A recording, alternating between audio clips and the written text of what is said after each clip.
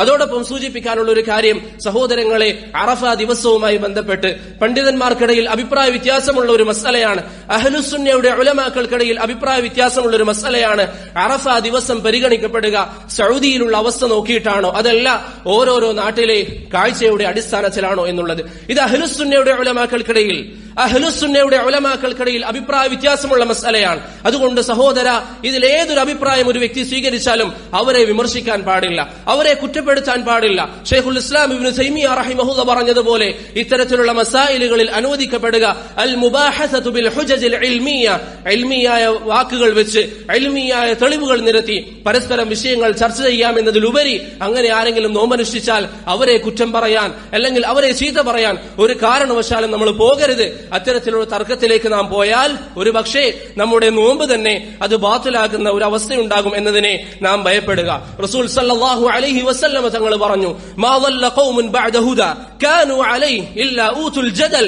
സന്മാർഗത്തിലായിരിക്കുന്ന ഒരു സമുദായത്തെ വഴികേടിലാക്കാൻ അവർക്ക് നൽകപ്പെടുക തർക്കമാണ് എന്ന് റസൂൽ സല്ലല്ലാഹു അലൈഹി വസല്ലം തങ്ങൾ പറഞ്ഞു. മുല്ല അലി അൽ ഖാരി അദ്ദേഹത്തിന്റെ മിർഖാത്തുൽ മഫാതീഹിൽ ഇത് വിശദീകരിച്ചുകൊണ്ട് പറയുന്നു, അനാവശ്യമായ തർക്കങ്ങൾ, വെറുതെ തന്റെ വാദം ജയിക്കണമെന്ന ത്വരയോടുകൂടി നടത്തുന്ന തർക്കങ്ങൾ ഈ ഹദീസിൽ ഉൾപ്പെടുമെന്ന് മുല്ല അലി അൽ ഖാരി റഹിമഹുല്ലാഹ് അദ്ദേഹത്തിന്റെ മിർഖാത്തുൽ മഫാതീഹിൽ പറഞ്ഞതായി കാണാം. റസൂൽ സല്ലല്ലാഹു അലൈഹി വസല്ലം പറഞ്ഞതായി അബൂ ഉമാമത്തുൽ ബാഹിലി സുദയ്യ് ഇബ്നു അജ്ലാൻ റളിയല്ലാഹു അൻഹുവിന്റെ ഹദീസിൽ കാണാം. അവിടുന്ന് പറഞ്ഞു, അന സഈമുൻ ബിബൈത്തിൻ ഫീ റബദിൽ ജന്ന ലിമൻ തറക്കൽ ജിദാല വഇൻ കാന മുഹിഖ.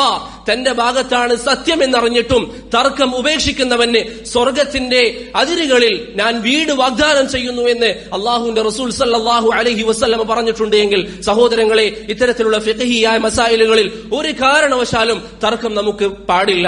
നമ്മുടെ മുൻഗാമികളായ ഉലമാക്കൾ, നിങ്ങൾ അവരെ കുറിച്ച് പഠിക്കുക, അവർക്കിടയിൽ അഭിപ്രായ വ്യത്യാസങ്ങൾ ഉണ്ടായിരുന്നു. അറഫ നോമ്പിന്റെ വിഷയത്തിൽ അഭിപ്രായ വ്യത്യാസം ഉണ്ടായിരുന്നു. സൗദിയുടെ കൂടെയാകണോ അതല്ല ഓരോരോ നാടിന്റെ കൂടെയാകണോ എന്ന വിഷയത്തിൽ അഭിപ്രായ ഭിന്നതയുണ്ടായിരുന്നു. എന്നാൽ അവരിൽ ഒരാൾ മറ്റൊരാളെ കുറിച്ച് അവൻ വഴികേടിലാണെന്ന് പറഞ്ഞില്ല, അവരോട് തർക്കിച്ചിട്ടില്ല. ഓരോരുത്തരും താൻ പഠിച്ചതനുസരിച്ച് തനിക്ക് എന്താണോ ശരിയെന്ന് തോന്നിയത് അവരത് പറഞ്ഞു. അതുകൊണ്ട് അവർ അള്ളാഹുവിനെ ഇബാദത്ത് ചെയ്തു. ഞാൻ പറഞ്ഞത് മാത്രമേ ശരിയുള്ളൂ, അത് തന്നെ എല്ലാവരും ചെയ്യണമെന്ന വാദം അവരിൽ ഒരാളും കണ്ടിട്ടില്ല. അവർ പരസ്പരം ബഹുമാനിച്ചു, അവർ പരസ്പരം ആദരിച്ചു. അതുകൊണ്ട് സഹോദര, നിനക്കൊരു മെസ്സേജ് വന്നാൽ, നീ എവിടെയെങ്കിലും എന്തെങ്കിലും കണ്ടാൽ അതിന്റെ താഴെ നീ അടിക്കുറിപ്പ് എഴുതുമ്പോൾ, അതിനെക്കുറിച്ച് നീ സംസാരിക്കുമ്പോൾ നീ അറിയുക, നിന്റെ എഴുത്ത്, നിന്റെ സംസാരം, നിന്റെ ഓരോരോ വാക്ക് അതിനെക്കുറിച്ച് റബ്ബിന്റെ മുമ്പിൽ ചോദ്യം ചെയ്യപ്പെടുക തന്നെ ചെയ്യും. അനാവശ്യമായി നീ തർക്കിക്കുകയാണെങ്കിൽ ആ തർക്കം നിന്നെ സംബന്ധിച്ചിടത്തോളം ഹറാമാണ്. ഇമാം അഹ്മദ് ബിൻ ഹംബൽ റഹിമഹുല്ലാഹ് അദ്ദേഹത്തിന്റെ ഉസൂലുസ് സുന്നയുടെ 1-ാം ഭാഗത്തിൽ പറയുന്നത് തന്നെ ദീനിന്റെ അടിസ്ഥാനങ്ങളിൽപ്പെട്ടതാണ് തർക്കം ഉപേക്ഷിക്കുക എന്നുള്ളത്. അതുകൊണ്ട് സഹോദരങ്ങളെ, നിങ്ങളോട് ആരെങ്കിലും തർക്കിക്കാൻ വന്നാലും അവരോട് തർക്കിക്കാതിരിക്കുക. നിങ്ങൾ എന്താണോ ഈ വിഷയത്തിൽ മനസ്സിലാക്കുന്നത് അതനുസരിച്ച് നോമ്പെടുക്കുക. വീണ്ടും ആവർത്തിക്കട്ടെ, അറഫ ദിവസവുമായി ബന്ധപ്പെട്ട് എപ്പോഴാണ് നോമ്പ് അനുഷ്ഠിക്കേണ്ടത് എന്നത് അഹ്ലുസുന്നക്കടയിലുള്ള അഭിപ്രായ വ്യത്യാസമാണ്. അതുകൊണ്ട് അതിൽ കണിശത കാണിക്കാൻ പാടില്ല, തർക്കിക്കാൻ പാടില്ല, മറ്റുള്ളവരെ കുറ്റം പറയാൻ പാടില്ല. അങ്ങനെ കുറ്റം പറയുന്നതിനേക്കാൾ നല്ലത് നീ ആ ദിവസത്തെ നോമ്പ് ഒഴിവാക്കലായിരിക്കും. കാരണം നോമ്പ് സുന്നത്താണ്, തർക്കം ഹറാമാണ്. അതുകൊണ്ട് ആ ഒരു ബോധം നമുക്കുണ്ടാവുക, നമ്മുടെ നാവിനെ നിയന്ത്രിക്കുക. ഈ ദിവസങ്ങളിൽ ഒരു കാരണവശാലും അനാവശ്യമായ ഒരു ചർച്ചകളിലേക്കും നാം പോവാതിരിക്കുക.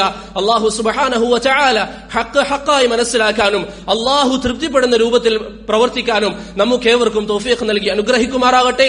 സഹോദരങ്ങളെ, ഇത് അല്ലാഹുവിന്റെ ദീനാണ്. അദ്ദീനു ദീനുല്ലാഹ് വൽ അംറു അംറുല്ലാഹ്. അല്ലാഹുവിന്റെ ദീനിനെ അവൻ പൂർത്തീകരിക്കുക തന്നെ ചെയ്യും. അതുകൊണ്ട് ഇസ്ലാം അനുവദിക്കാത്ത വിഷയങ്ങളിൽ തർക്കിച്ച് നമ്മുടെ ആവേശം കാണിച്ച് നമ്മുടെ ഭാഗം ന്യായീകരിക്കാൻ എന്തെങ്കിലുമൊക്കെ പറഞ്ഞ് നാമാണ് ഏറ്റവും മികച്ചു നിൽക്കുന്നവൻ എന്ന ഭാഗം വരുത്തി തീർക്കേണ്ട ആവശ്യമൊന്നുമില്ല. ഇത് അള്ളാഹുവിന്റെ ദീനാണ്, അത് അവൻ സംരക്ഷിക്കുക തന്നെ ചെയ്യും. അതുകൊണ്ട് ഹക്ക് മനസ്സിലാക്കാൻ ശ്രമിക്കുക, അള്ളാഹുവിനോട് നിരന്തരം ദുആ ചെയ്യുക. അള്ളാഹുവെ ഹക്ക് മനസ്സിലാക്കാനും ഹക്ക് മുറുകെ പിടിക്കാനും തൗഫീഖ് നൽകണം എന്ന ദുആ മുറുകെ പിടിക്കുക. അള്ളാഹു സുബ്ഹാനഹു വ തആല ഹക്കിന് വേണ്ടി നിലകൊള്ളാൻ നമുക്കേവർക്കും തൗഫീഖ് നൽകി അനുഗ്രഹിക്കുമാറാകട്ടെ.